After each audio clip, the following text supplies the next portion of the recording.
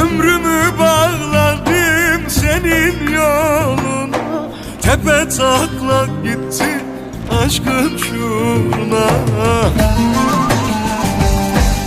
Aklım ermiyor ki küllü varına, senin derdin beni yakar bir zaman. Aklım ermiyor ki küllü varına, senin derdin beni yakar bir zaman.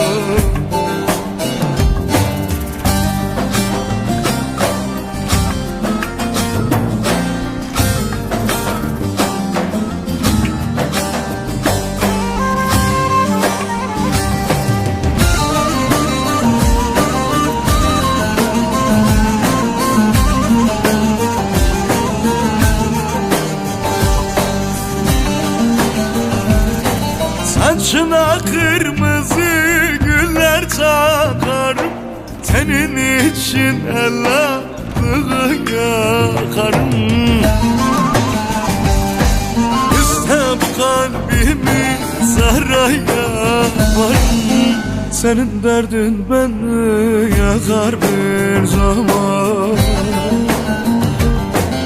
İste bu kalbimi saraya varım, senin derdin beni yakar bir zaman.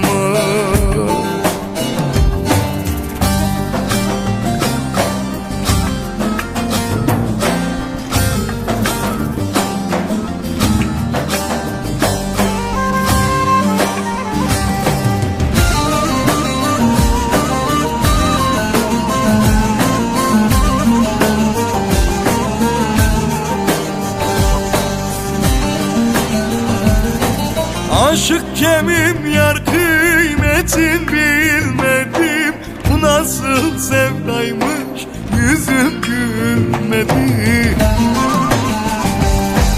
Cihana böyle bir Mecnun gelmedi, senin derdin beni yakar bir zaman. Cihana böyle bir Mecnun gelmedi, senin derdin beni yakar bir zaman.